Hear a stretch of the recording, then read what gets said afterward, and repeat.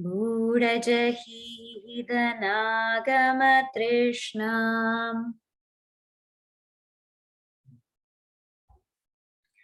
Guru sat buddhim manasi vitrishnam Guru sadbuddhim manasi vitrushణam Yallabhase nija karmopatam yallabhase nij karmopatam Chittam tena vinodaya chittam vittam tena vinodaya citam Buddhajahi dhanagama trishnam Kuru satbuddhim manasi vitrishnam Yallabhase nija karmopatam Vittam tena vinodaya chittam Bhaja Govindam Bhaja Govindam Govindam Bhaja Mudamate.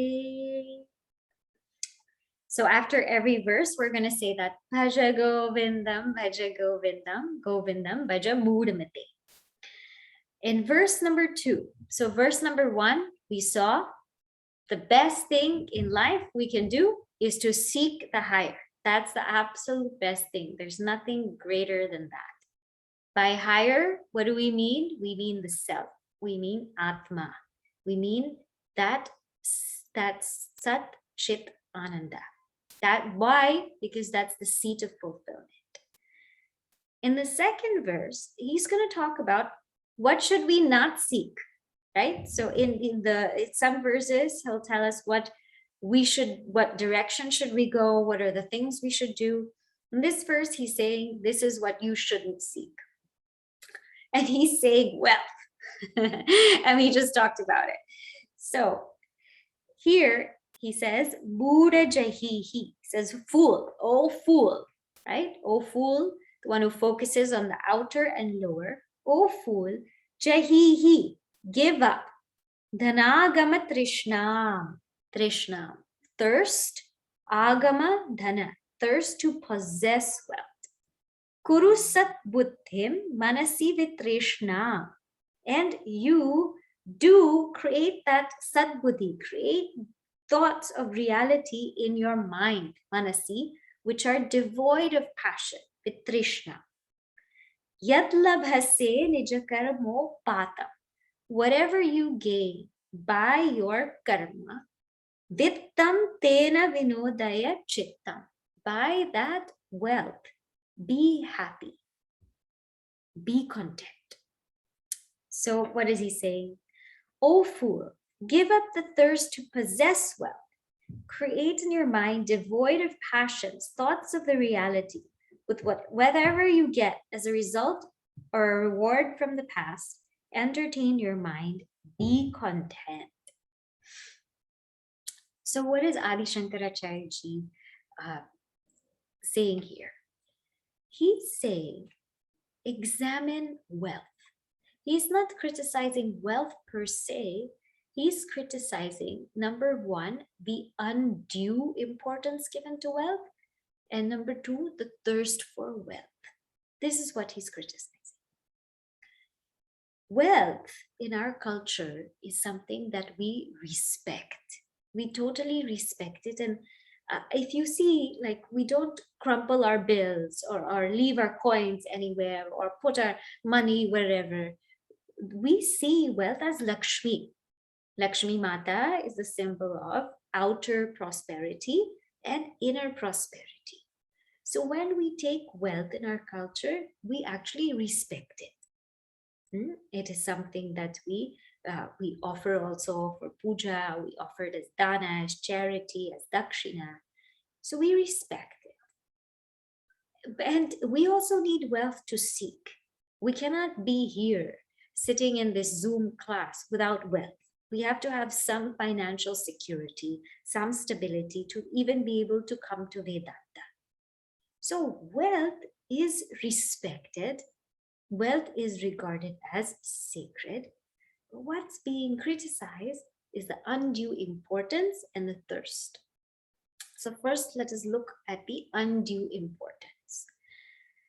In our Shastra, in our Dharma Shastra, it is said that we have 4 Purusharthas, right? I'm sure you're familiar with this. The first Purushartha is of Dharma. Purushartha means the goals of life.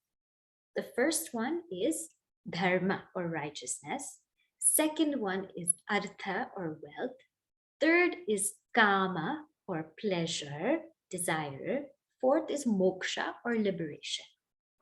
So in life, all of the goals can be categorized into these 4: are righteousness, wealth, pleasure, and liberation.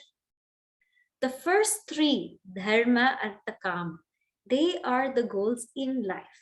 They're bypassing goals. Moksha is the goal of life.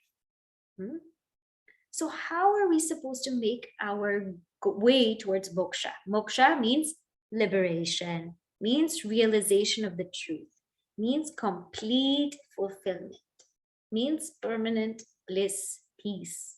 That's moksha. That's what we're all trying to attain. Even if we don't think we're trying to get there, that's really what we want, because we are all seeking happiness, as we saw last time. So what are we supposed to do? Take that artha, that wealth, and earn it by dharmic means. So the first step is to earn wealth by dharmic means. Means proper, without cheating, corruption, lies, this, in a proper method to go to a job, have a career, etc. That's completely fine in our scriptures. Then when one gains wealth, what are they supposed to use it for? Use it for dharma. Use the artha for dharma. So use it to sustain the family. What is our dharma? Sustain the family, provide for the family. And not only the family, the dharma for a grahastha, for a married couple, is to give back to society. Because remember, grahastha, you are nourishing the other ashramas. You're nourishing the brahmacharyas, we're not earning, nourishing the vanaprasthas, the ones who are retired, and you're also nourishing the sannyasis, right? Because they do not earn. They do not earn. So grahastha is responsible for the upkeep of their family, and grahastha is responsible for the upkeep of society. This is your dharma. So, like if you go to a brahmachari or vanaprastha or sannyasi's home, there won't be much there. But if one comes to a grahastha or married person's home, there has to be quantity there. There has to be food there. There has to be things there, because your dharma is to serve. So you gain wealth using dharmic means, then that wealth then is again used to perform dharma. And in the performance of dharma, what happens? The mind becomes purified. The mind becomes cleansed. And slowly, slowly, one makes their way towards moksha. Dharma, duty, is for the purification of mind. It's not for appreciation. It's not for getting things back. It's to go beyond our petty likes and dislikes, so that our mind can find that equanimity and stability to then seek within. That's the purpose of dharma. So artha for dharma, dharma for moksha. Now somebody might say, but what about the pursuit of pleasure? Is life all about dharma? What if I have pleasure? Okay, there can be pleasure. Pleasure for career, pleasure for relationship, to travel, for social life, for whatever it is, we have some pleasure. Okay, the Shastra says, if you have pleasure, fine, but indulge in it in a dharmic way. Indulge in it in a way where it fuels your dharma. And you know how much to have, when to stop. Indulge in it in a dharmic way, but you must come back to the seat of dharma, because that dharma then will bring you to moksha. This is the purpose of life. This is how we get there. But what we've done is we've gone completely on a wrong tangent. We do our dharma so that we can gain wealth, right? We gain wealth, And we gain wealth so that we can indulge in pleasure and indulge in more pleasure and indulge in more pleasure. And what happens then is moksha is lost. Liberation is lost. I'm doing my dharma, I'm earning money, but all I'm doing with it is indulging with pleasure. The goal of life is completely lost. And the more we indulge, pleasure is in such a, it's fuel to a fire. The more we indulge, the more it grows. It's not that it quenches, the more it grows. So when we take that track, we rule out moksha. But someone might want to say, but I want to have fun. I want to enjoy. Yes, enjoy. But remember, the purpose of life is to seek the truth. The purpose of life is not to indulge in pleasure. It's there, but that's not the purpose of life. Every single thing outside is meant to bring us inside. Everything that we have is meant to go beyond it. So the first thing that's criticized is when we give undue importance to wealth and we think that and that alone is all that matters. That's called Buddha. That's called fool. Then what happens is sometimes there's this unnecessary thirst for more and more and more wealth. There's it's a thirst. What happens when we have this thirst for more wealth? That thirst turns into greed. It turns into greed because then all we want to do is accumulate more, and get more and get more and get more. And what happens? We lose the goal. We lose sight of life because all our time, all our effort goes in just securing what we have and procuring. So again, the goal of life is completely lost. And we come into this illusion that thirst also brings illusion that money can bring happiness. That if I have money, I am successful. That if I have money, I have everything. But we have seen time and again that even people who have lots of money, aren't they also sad? Aren't they also getting depressed? So that thirst for wealth can bring so much greed, so much hoarding, and that illusion that it can give us happiness. That's what that thirst does. And as I explained to the children in the assembly, when we hoard, we lose sight that we are all part of one family. I had given the example to them of the mouth. Imagine if the mouth hoarded all the food. All the food that you took in, you kept it in the mouth. And the mouth hoarded all the food. The body would never get sustained. And the mouth would be in utter chaos, utter attention, holding so much. So when we hoard, we also are not able to sustain and nourish everything that's a part of us. And we are all part of that one body. We're all part of one universal body. We do not exist independently. We can think we exist independently. We all have our own places, our own things. You can think that, but we really cannot live without each other. We cannot. For one moment, if we live without air, we're dead. We live without sunrise, we freeze. We live without roads, without pavements, we get into an accident. We cannot live without each other. So that Krishna, that thirst for wealth, makes us hoard, makes us forget our unity with other people. It makes us forget that we are part of something bigger. It makes us forget the goal of life. It makes us forget to seek. That's what's being criticized. Whenever something prevents us from seeking or distracts us from seeking, that's what's being criticized. And this thirst for wealth also, it leads to corruption sometimes. Sometimes people feel like they just want more and more, so they come into so many ways and methods to try to get more wealth, whether it's evading taxes or not reporting this or not reporting that or hiding something somewhere. All kinds of things happen because of this. So he says, give up that thirst for wealth. Give up that undue importance for wealth.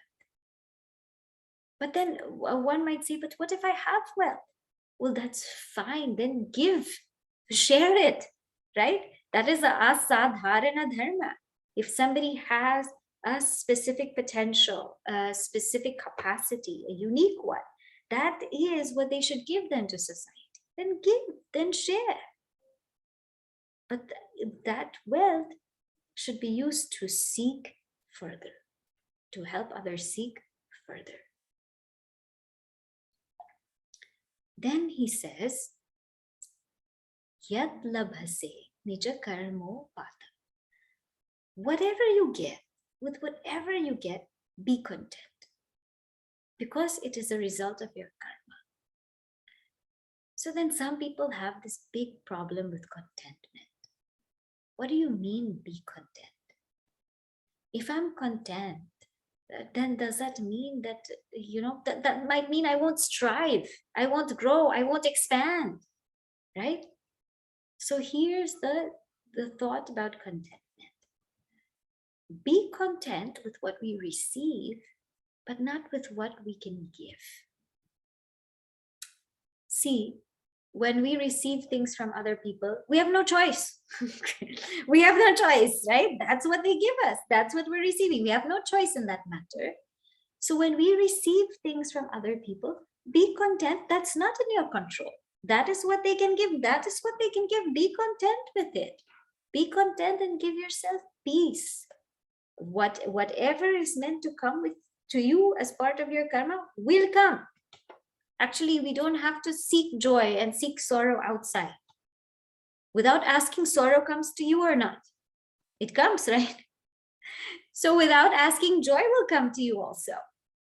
Because it's what's part of your karma. So whatever comes, be content. But don't be content with what we can give. We can grow further. We can expand further. We can do so many things further. With that, you be discontent. You give more, be more, do more. That's totally okay.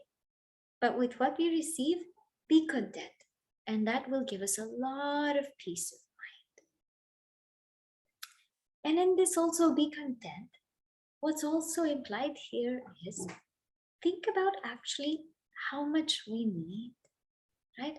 How much do we need in life? Remember, the purpose is always to seek. There's this famous story, which I'm sure most of you know, about the boatman, right? There's this boatman in the river and he ferries people across. And so one day a traveler came to him and said, what do you do? And he said, well, I'm a boatman and I ferry people across. And this traveler said, why don't you get one or two more guys to row the boat and get 2 or 3 more boats? He said, no, I think I'm fine. He says, but no, why don't you could make a business. So the boatman says, okay, what will happen if I get into a business? Then the traveler says, then, well, you'll have a lot of customers. The boatman says, okay, I'll have a lot of customers. Then what? And you can build a bigger house. You can enjoy more comforts and luxuries. Then the boatman says, okay, then what? Well, then you can travel the world and you can go to many places. The boatman says, okay, then what? Then he says, then at your leisure, you can sit and you row your boat whenever you want. And so the boatman says, I do that now anyway. Why do you want me to go through that whole cycle? Right? And so, this boatman was just content, For some of us, we need to go through the whole cycle.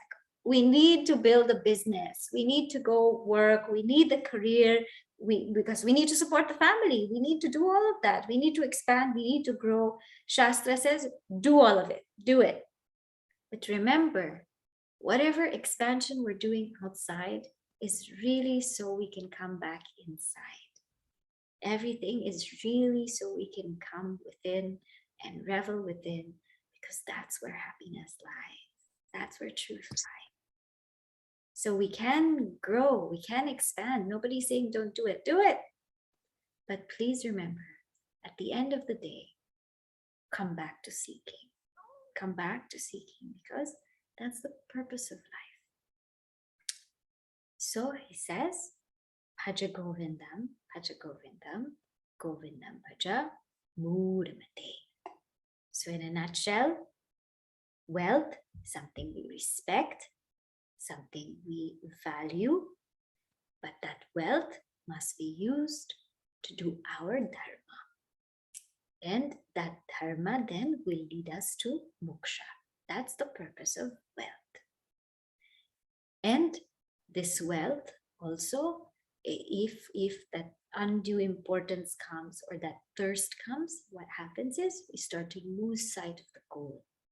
We get into the illusion that happiness can buy, if money can buy happiness, money can buy anything. We get into the illusion that this is the goal of life. Sometimes we get into temptation also to be corrupt, to use unjust means, to have scams and all of that. When that undue importance, when that thirst is given. Sometimes also that tendency to be greedy and to hoard habits. So Adi Shankaracharya says, let go of all of that because it will distract you. Keep whatever you receive, be content with that. And if you feel like you want to give and grow further, do it. But know that everything is just to come back in. So before I start the next verse, I'll just pause.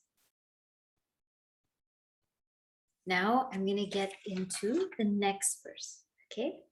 The next verse is verse number 3. Now in this, he's telling us not to seek.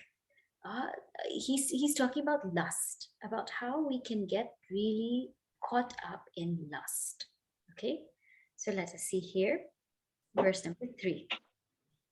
Nari sthanabharanabhidesham Nari stanabharanabhidesham Drishtva magamohabhesham Drashtva magamohavesham Etanmam savasadi vikaram Etanmansavasadi-vikaram Manasi vichintaya varam varam Manasi vichintaya varam varam Nari sthanabharanabhidesham Drishtva magamohabhesham Etanmam savasadi vikaram Manasi vichintaya varam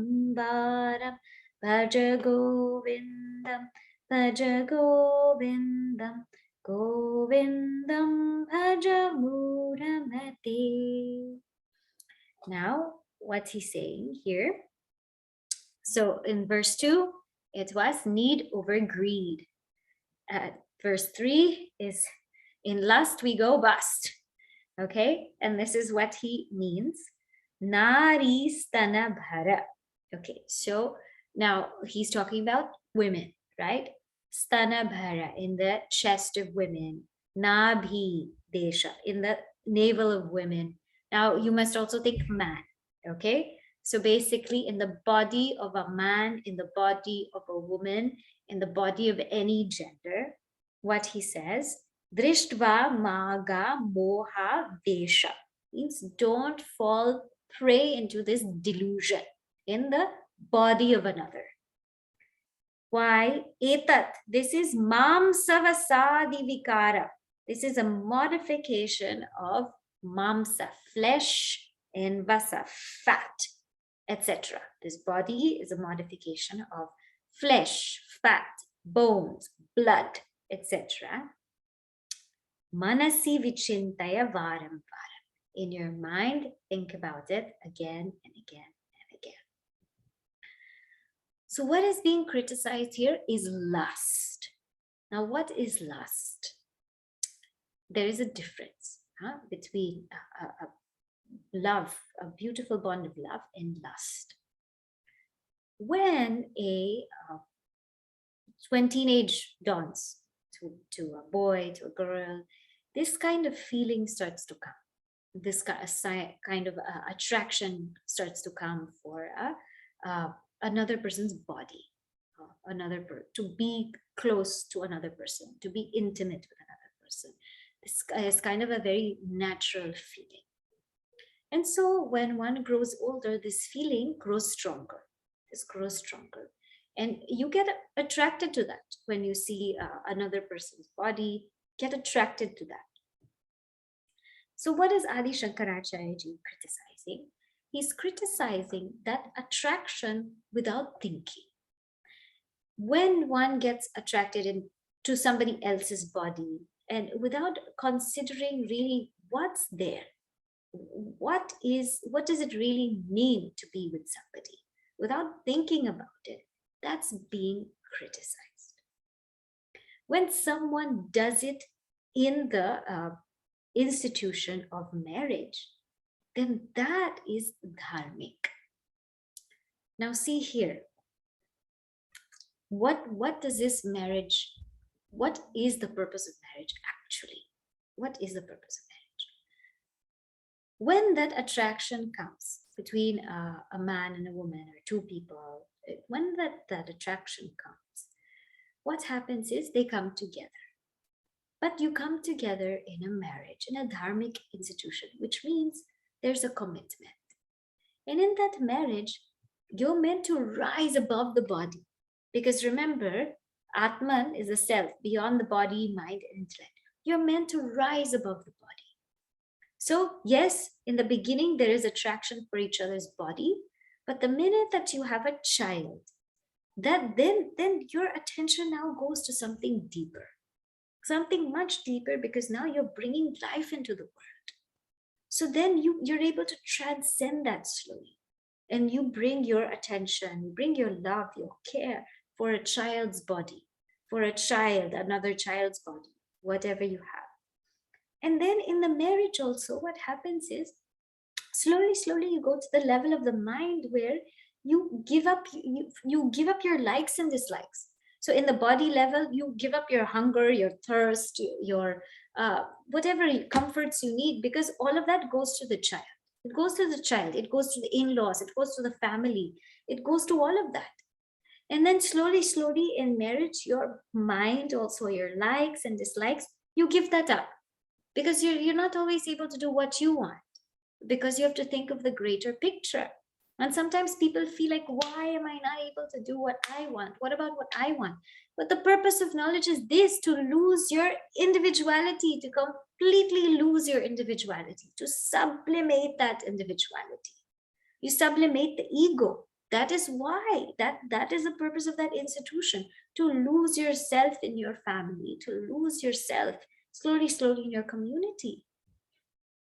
So when this is done in a marriage, then it becomes very dharmic, because with that you understand now, again, the purpose is not pleasure.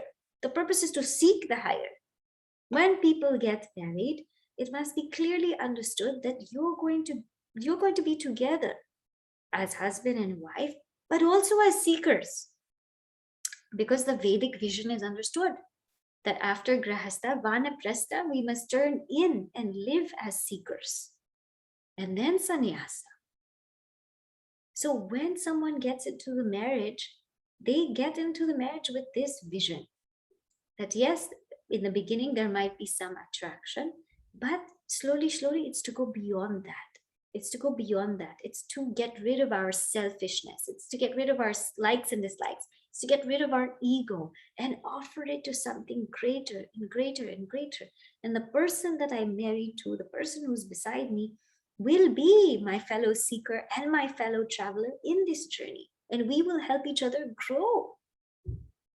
So then that relationship is much more meaningful. You rise above that lust, you rise above that pleasure, and you take it slowly towards seeking. Now, when that pleasure, when one is able to rise above that pleasure, that is dharmic. But when one is not able to rise above that pleasure, when one just indulges with whomever they want, whenever they want, there's no rising above the body. And you get stuck in that. And that defeats the purpose of seeking that. You're not seeking the higher anymore, nor are you making your way towards it. So therefore, in our Shastras, it says, if that desire comes, indulge in a marriage. Keep it dharmic, so that one is able to go beyond it.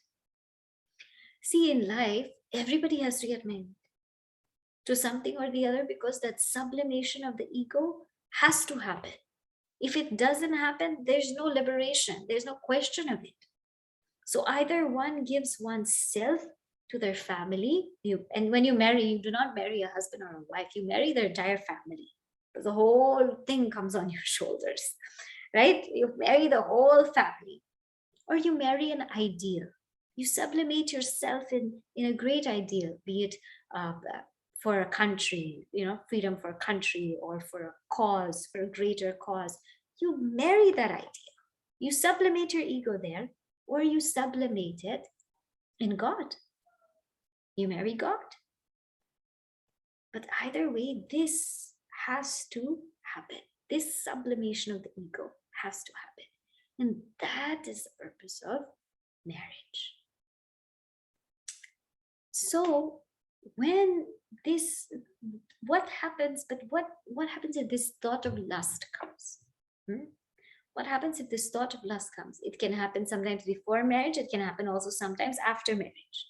This thought of lust can come. Adi Shankaracharya says, in this commentary, Gurudev says, use this pratipaksha bhavana.